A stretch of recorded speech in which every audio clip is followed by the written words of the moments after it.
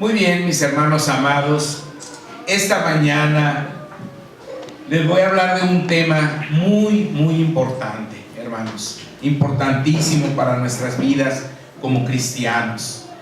Y ese tema es la segunda venida de nuestro Señor Jesucristo. La segunda venida de nuestro Señor Jesucristo.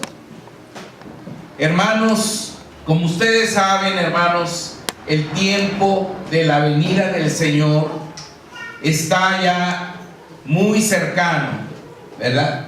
El calendario de Dios, hermanos, va avanzando, ¿verdad? Y en el libro del Apocalipsis especialmente nos habla de esa segunda venida de Cristo, ¿verdad? Pero, mis hermanos, el reloj avanza y el día de la venida del Señor se va acercando cada día más. El mundo, hermanos, parece no darse cuenta de lo que está pasando.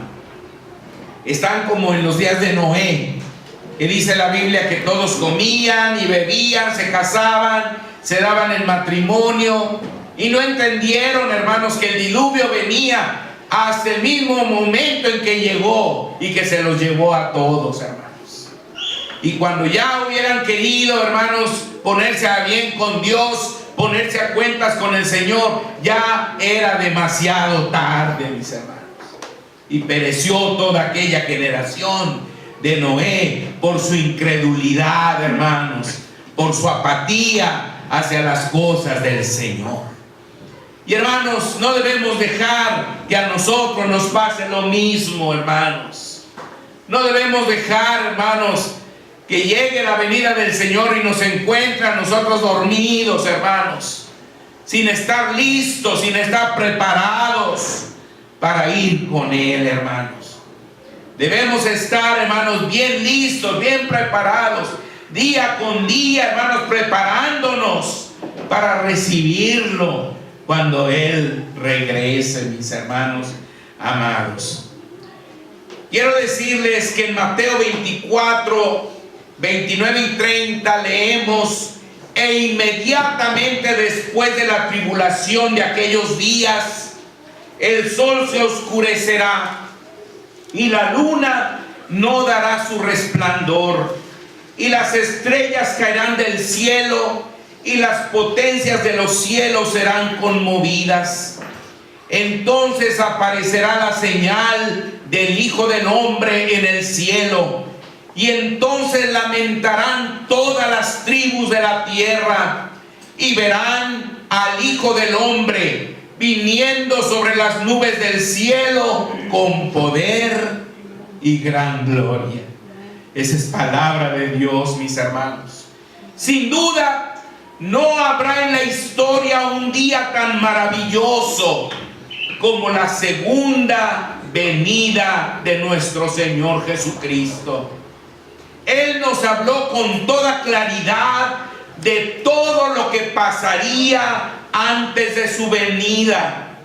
Y asombrosamente estamos siendo testigos del cumplimiento literal de todas sus palabras, por lo que podemos afirmar que estamos viviendo los últimos tiempos de nuestra dispensación de la gracia, lo que significa que la segunda venida de nuestro Señor, hermanos, es totalmente inminente.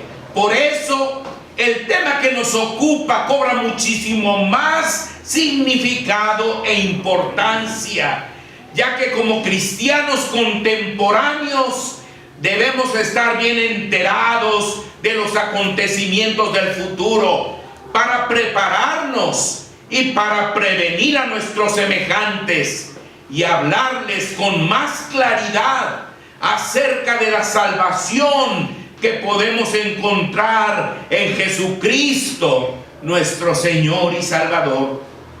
O como dice el apóstol Pedro, estar siempre preparados para presentar defensa ante todo aquel que demande razón de la esperanza que hay en nosotros. Hay muchas profecías sobre la segunda venida de Cristo que no se han cumplido aún.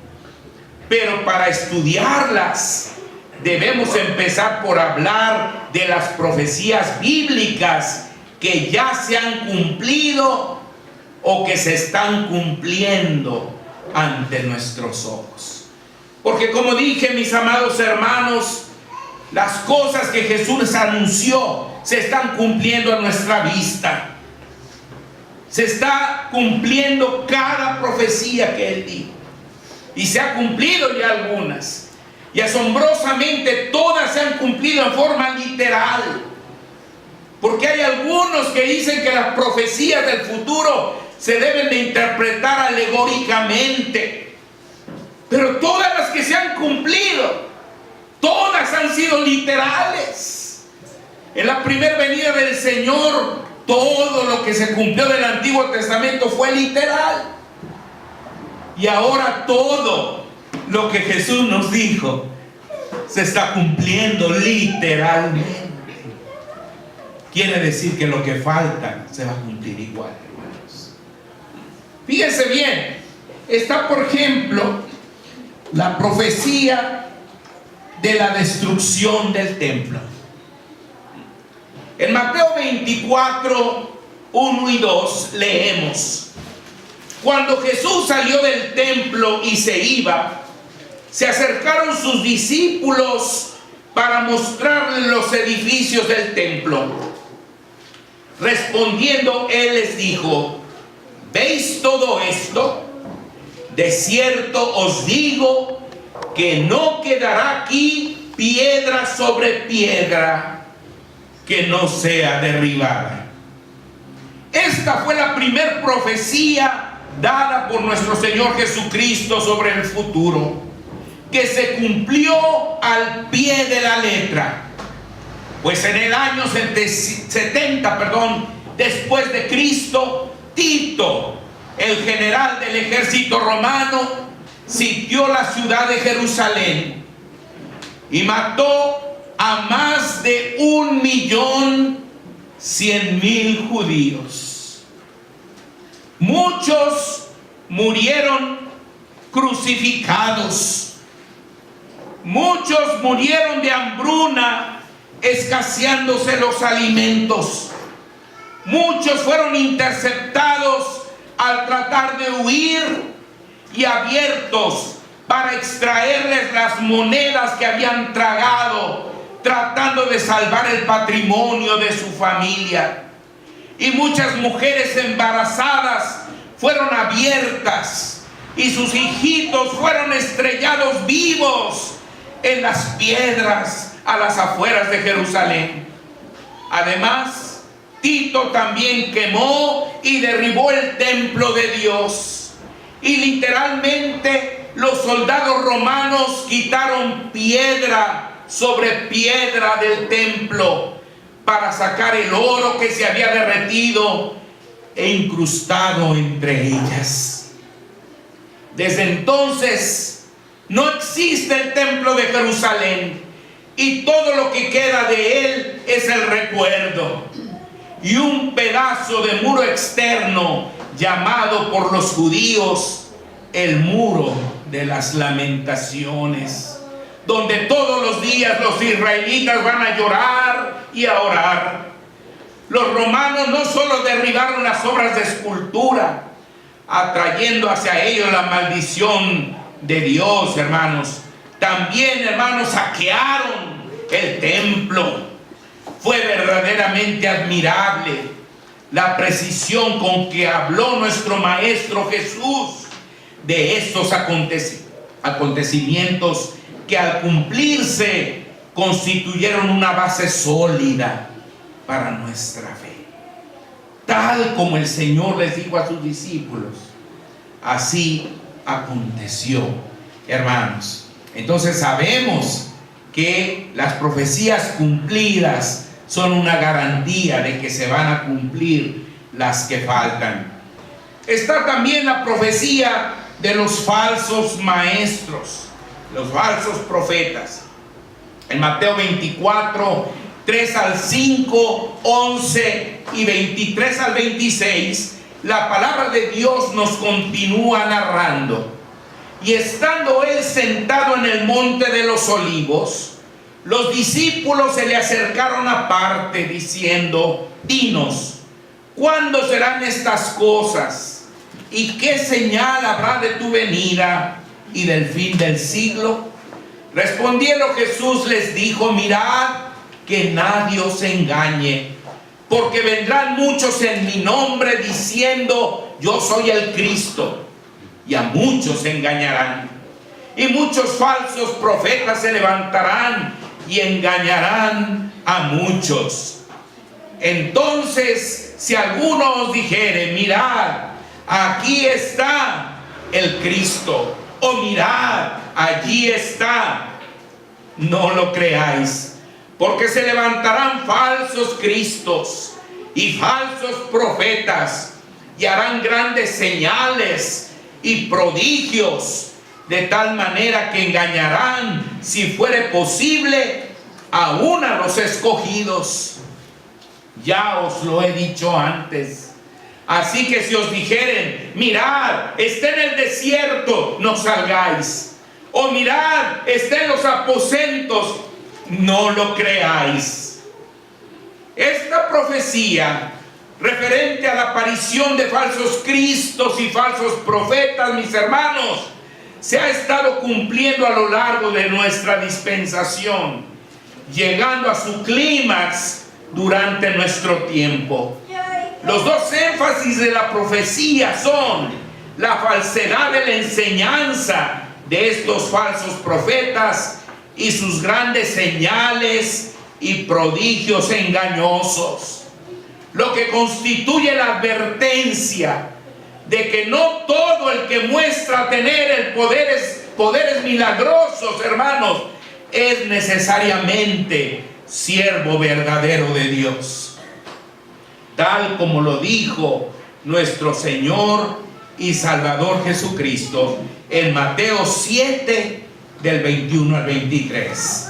Dice así: no todo el que me dice: Señor, Señor, entrará en el reino de los cielos, sino el que hace la voluntad de mi Padre que está en los cielos.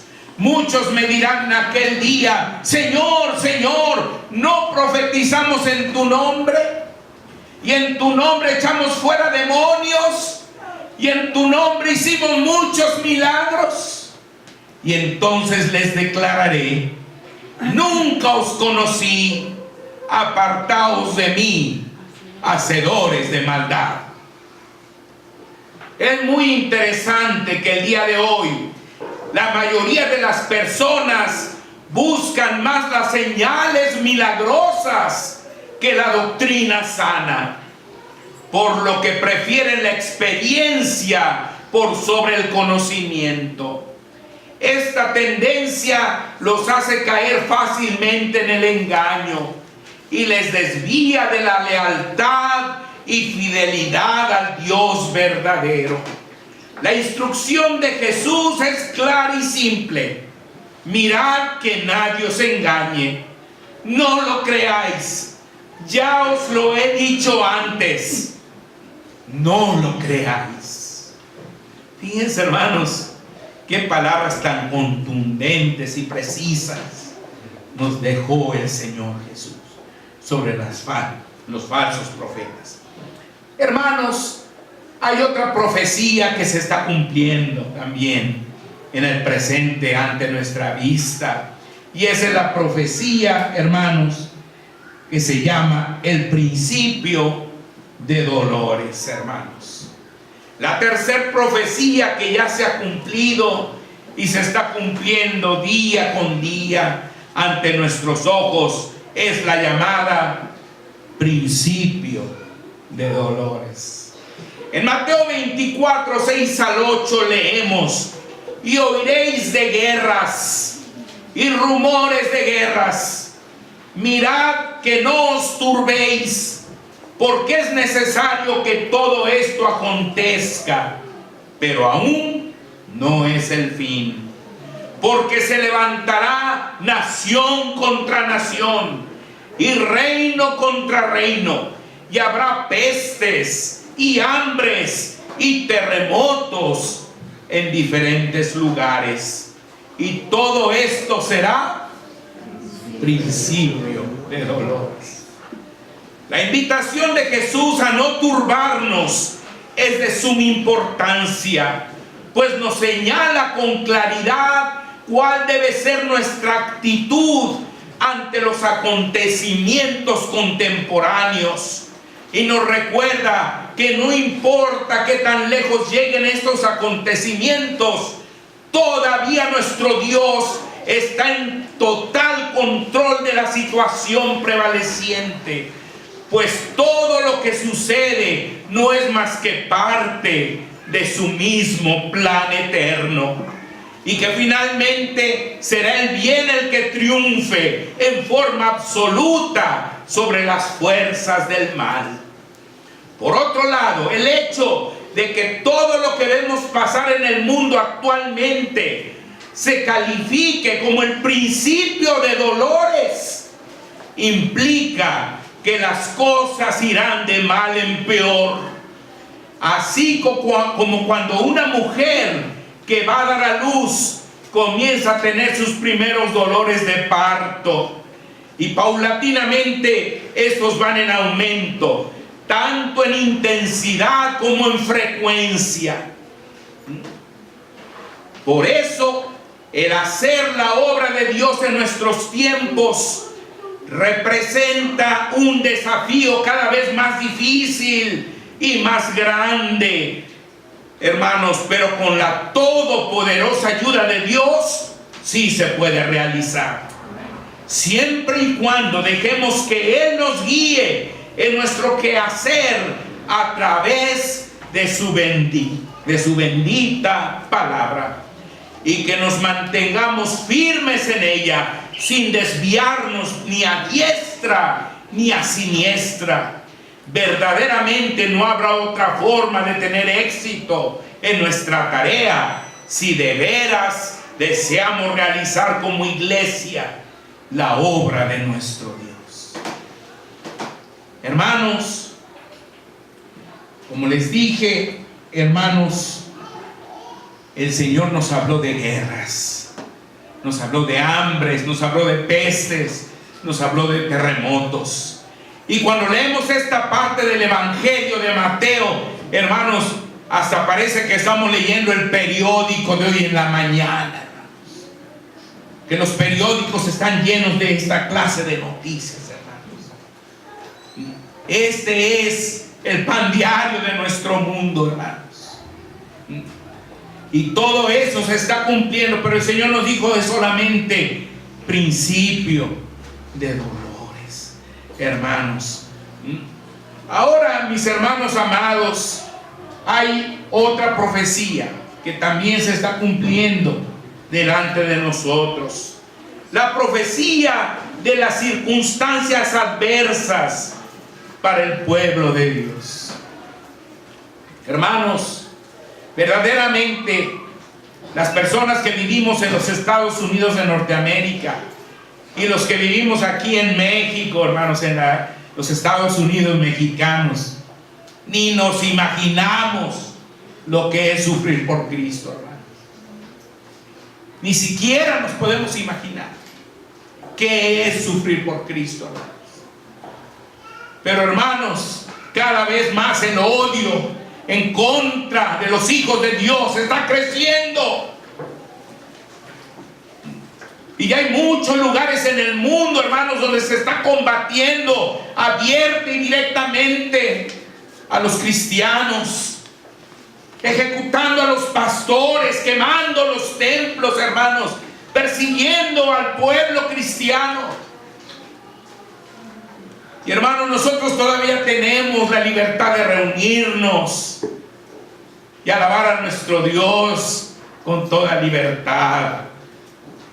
Pero no sabemos si va a llegar el tiempo en que va a ser muy difícil hacer eso, hermanos, sin tener que sufrir por el Señor. El Señor nos advirtió de estas circunstancias adversas para su pueblo. Y muchos ya están viendo el cumplimiento de esta profecía en su propia vida. Hermanos, esta profecía se refiere al pueblo de Dios en general, que a lo largo de la historia ha sufrido indeciblemente por su fe. Como alguien ha dicho, la historia del cristianismo se ha escrito con letras de sangre.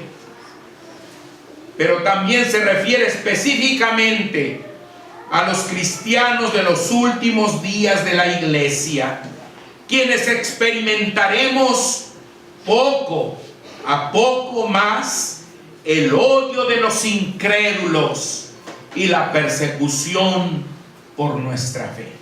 Fíjense lo que dice ahí en Mateo 24, 9 al 13. Entonces os entregarán a tribulación y os matarán, y seréis aborrecidos de todas las gentes por causa de mi nombre. Muchos tropezarán entonces y se entregarán unos a otros, y unos a otros se aborrecerán. Y muchos falsos profetas se levantarán y engañarán a muchos. Y por haberse multiplicado la maldad, el amor de muchos se enfriará. Mas el que persevere hasta el fin, este será salvo. Esas son palabras del Señor Jesús. Desde un principio, nuestro Señor Jesucristo nos advirtió que en el mundo tendríamos aflicción, que si a Él, siendo el Señor y Maestro, no lo habían respetado y le habían hecho tanto daño, con mucho más razón nos lo harían a nosotros. Con claridad el Señor nos enseñó que llegaría el momento cuando cualquiera que nos matara pensaría que le estaba rindiendo un servicio a Dios. Y así esta profecía se ha estado cumpliendo a lo largo de la historia. Pero conforme se acerca la segunda venida de Cristo, esta profecía nos habla de 4 realidades: el odio general y la persecución contra los cristianos, el aborrecimiento entre hermanos cristianos, el enfriamiento del amor de muchos hermanos cristianos debido a la multiplicación de la maldad, y la perseverancia de los cristianos verdaderos como símbolo de ser verdaderamente salvos. Gracias a Dios, estas circunstancias adversas, mis hermanos, para el pueblo de Dios durarán poco tiempo, pues como sabemos, nuestro Señor Jesús regresará para librarnos de ellas y llevarnos con Él al cielo el día del arrebatamiento de la iglesia. Pero después del arrebatamiento de la iglesia, los problemas seguirán en este mundo durante la tribulación por la rebeldía de los hombres contra Dios, hasta que al fin de ella nuestro Señor Jesucristo regresará al mundo. Pero Él no vendrá como vino la primera vez. Hermanos, todos hemos sido testigos de esta escena en los países musulmanes. Muchos de nuestros hermanos han sido decapitados, hermanos. Muchos niños han sido crucificados en frente de sus padres. Muchos cristianos han sido quemados vivos, hermanos, como en el tiempo de Nerón y de las persecuciones de los primeros siglos. Y hermanos, muchos de ellos, hermanos, han muerto sin ninguna compasión. Y hermanos, no sabemos si algún día nos vamos a ver en una situación así, usted y yo. Pero hermanos, no debemos amedrentarnos. Por el contrario, debemos estar firmes en nuestro Señor. Ahora, mis hermanos, para terminar, déjenme hablar un poquito de las diferencias entre la primera y la segunda venida de nuestro Señor Jesucristo. En la primera venida, Jesús vino humilde, montado sobre un pollino hijo de asna. Pero en la segunda vendrá glorioso, en caballo blanco. En la primera, Jesús vino a morir, pero en la segunda vendrá a reinar. En la primera, Jesús vino como un cordero, pero en la segunda vendrá como el león de la tribu de Judá. En la primera le pusieron una corona de espinas, pero en la segunda vendrá con muchas coronas. En la primera todos le rechazaron, pero en la segunda toda rodilla se doblará ante él. En la primera, mis hermanos, muy pocos vieron su nacimiento, pero en la segunda todo ojo le verá, hermano. Todos, hasta los que lo odian, lo verán viniendo sobre las nubes del cielo con poder y gran gloria.